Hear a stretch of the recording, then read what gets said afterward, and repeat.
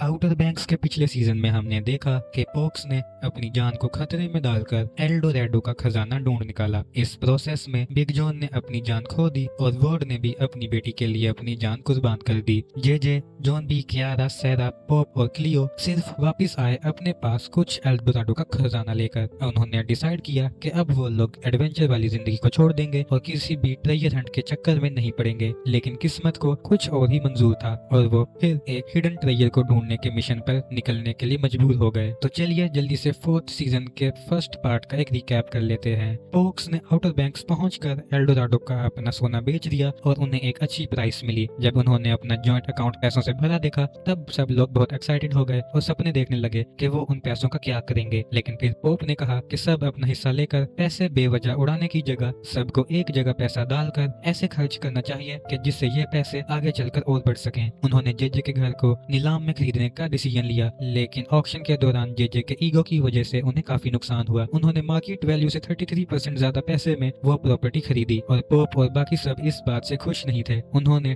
Damage control mode में आकर JJ में बैंक डीप सी चार्टर बनाई और खुद काम करके जितना हो सके पैसे बचा लिए। लेकिन उन्हें जितना प्रॉफिट मिलना चाहिए था उतना नहीं मिला और नेचुरल कॉजेज के कारण जो डैमेज हुआ उससे उन्हें और भी ज्यादा नुकसान हो गया। आखिर में उनके पास लिटरली कुछ नहीं बचा और उनमें से किसी को समझ नहीं आ रहा था कि अब क्या करें। लेकिन फिर एक चमत्कार हुआ। आउटर बैंक सेंटिनल, एक लोकल न्यूज़पेपर, ने उनके एल्डोराडो ट्रेजर हंट का जिक्र किया। एक आर्कियोलॉजिस्ट की टीम ने उनके क्लेम्स को वैलिडेट किया और एक रात में पोक्स लोकल हीरोज बन गए। अथॉरिटीज ने उन्हें सम्मानित किया और वही उनकी मुलाकात हुई वेस कैम्ब्रिज से, जिसने उन्हें ब्लैक बियर के खजाने के बारे में बताया। आगे का कोई प्लान ना होने और सारे पैसे उड़ा देने के बाद उन्होंने डिसाइड किया कि वेस का ऑफर एक बार सुन लेते हैं। अब वेस ने उन्हें अपने घर बुलाया क्योंकि वो उनसे आमने सामने बात करना चाहता था। वहाँ उनकी मुलाकात वेस के दामाद शेल्डर क्रॉप से हुई जो नेगोशिएशन का हिस्सा था। वेस ने एक कहानी सुनाई जो बहुत ज्यादा ही चमत्कारी लग रही थी। वेस ने बताया कि वो फ्रांसिस कैम्ब्रेट का सीधा वंशज था जो ब्रिटिश ट्रूप्स में था और जिसने ब्लैक बियर्ड और उसकी बीवी एलिजाबेथ को मार दिया था। वेस ने कहा कि उस दिन के बाद से उनके घर में एक श्राप आ गया और एलिजाबेथ की आत्मा के कारण उन सब का भयानक मौत हो रहा था। वेस ने पोक से कहा कि वो ब्लैक बियर के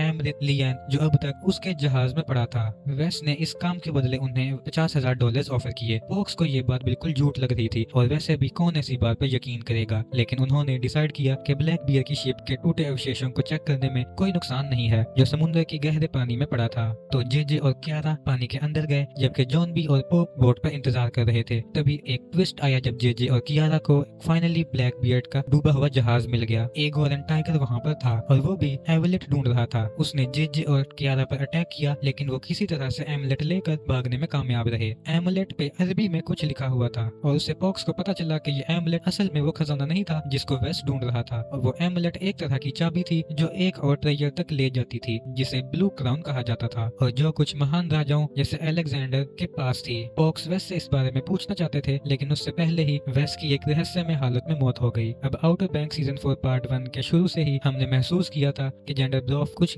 गड़बड़ कर रहा था। उसके आसपास एक रहस्यमय हवा थी और लग रहा था कि वो कुछ छुपा रहा था। वेस्ट अपने दामाद पर भरोसा नहीं करता था, इसीलिए अपनी मौत के थोड़ी देर पहले उसने जेजे को एक लेटर लिखा और अपने लॉयल हाउसकीपर को कहा कि अगर उसके साथ कुछ हो जाए तो वो लेटर जेजे को दे दे। जेजे को वो लेटर मिला और उसने तुरंत समझ लिया कि उसे अपने बाप को ढूंढना होगा और उसकी मदद लेनी होगी। उसने ऐसा सोचा क्योंकि पहले तो उसके बाप का लेटर में नाम लिखा हुआ था और दूसरा जेजे वेस्ट की हैंड राइटिंग को इतना अच्छा नहीं समझ पा रहा था। जेजे माइक के पास गया और तब उसने रियलाइज किया कि उसका बाप शुरू से ही वही छुपा था। ल्यूक, जेजे के बाप, ने उस लेटर को पढ़कर उसे समझाया कि उसी का नाम एल्बर्ट रोस था। दोनों बाप बेटे माइक के चुंगल से बचकर निकल गए। इससे पहले कि डिटेक्टिव शो उन्हें पकड़ पाता, ल्यूक ने जेजे को कुछ ऐसी बातें बताई जो वो सुनने के लिए तैयार नहीं था। पहले तो ल्यूक ने कहा कि जेजे उसका बायोलॉजिकल बेटा नहीं था। जेजे के लिए ये बात हजम करना मुश्किल था और वो अंदर से बिल्कुल सुन्न हो गया। दूसरा राज जो ल्यूक ने अपने बेटे को बताया वो ये था कि वो लेरिसा के मेड का बेटा था जो ये दिखाता था कि वेस उसका दादाजी था और जेंडर क्रॉफ उसका असली बाप। तो मुझे लगता है कि चैंडलर ने अपनी वाइफ को मारने की कोशिश की थी और शायद उसे ये भी पता था कि जेजे उसका बेटा था। शायद चैंडलर ने ही जेजे को उसके अडॉप्टिव पेरेंट्स को दिया हो, लेकिन तब तक ये समझ नहीं आया कि उसने ऐसा क्यों किया। हो सकता है कि मैं गलत हूँ, लेकिन लग रहा था कि लाइटनर और डांगरिया जो ब्लैक बियर्ड के खजाने के पीछे थे वो भी चैंडलर के लिए काम कर रहे थे। शायद चैंडलर और वेस का इस ट्रेजर को लेकर अलग अलग ओपिनियंस थे। शायद चैंडलर उसे अपने फायदे के लिए इस्तेमाल करना चाहता था और वेस उसे फेंक कर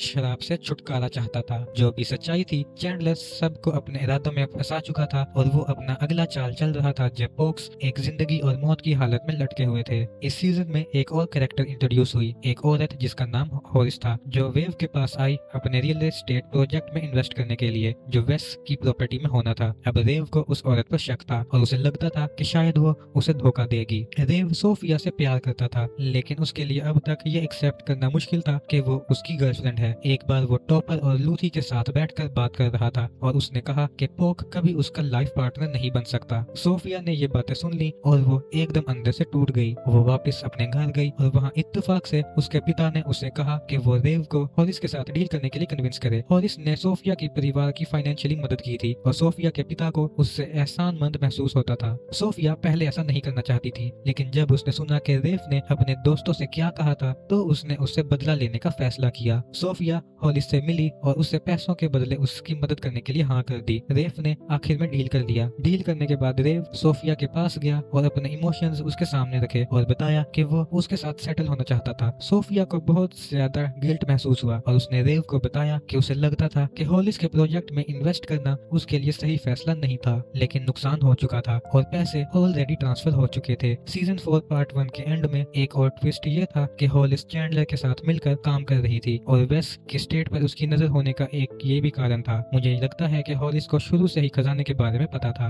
और रेव को फंसाना चैंडलर और उसका एक साथ मिलकर बनाया एक प्लान था। पोप ब्लैकबियर्ड का खजाना और कुछ क्लूज ढूंढने के लिए आ रहा था। एमलेट पर एक अरेबिक ट्रांसक्रिप्शन था जिससे पोक्स को पता चला कि उन्हें एक जगह हाफ स्टार और हाफ मून ढूंढने थे और ब्लैकबियर्ड ने कहा था कि ये वही जगह थी जहां जिंदा और मरे हुए लोग मिलते थे, लेकिन वहां पर एंडिंग में एक गेट कीपर के बारे में भी लिखा था जो उन्हें रास्ता दिखाएगा। पोक्स ने अपनी रिसर्च के बाद ये कंक्लूजन निकाला कि जो जगह वो लोग ढूंढ रहे थे वो चार्ल्सटन में थी, जहां ब्लैकबियर्ड ने एक बार स्टॉप लिया था जब वो ब्रिटिशर से भाग रहा था। पोक्स को ये भी पता चला कि ब्लैकबियर्ड और एलिजाबेथ ने क्या कुछ सहा था। ब्लैकबियर्ड एक रॉबिन हुड टाइप का आदमी था जिसने एलिजाबेथ को स्लेवरी से बचाया था और जब वो उसके साथ भाग रहा था उसके साथियों की मौत हो गई थी। पोक को ये बात बहुत अजीब लगी जब उसने ये सुना कि ब्रिटिश फोर्सेस से भागते हुए भी ब्लैकबियर्ड ने 2 लोगों को दफनाया था। जॉन बी ने स्पेकुलेट किया कि उन 2 आदमियों के कब्र में कुछ कीमती चीजें हो सकती हैं। चार्ल्सटन पहुंचकर पोक्स ने एक चर्च ढूंढा और उन्हें एक चर्च मिला जिसके मेन टार पे माउथ स्टार का एमलेट था। पोक्स को अंदाजा था कि वहाँ एक क्रिप्ट होगा जहाँ उन्हें सारे सीक्रेट्स मिलेंगे। टेली और लाइटनर जो ट्रेयर के पीछे थे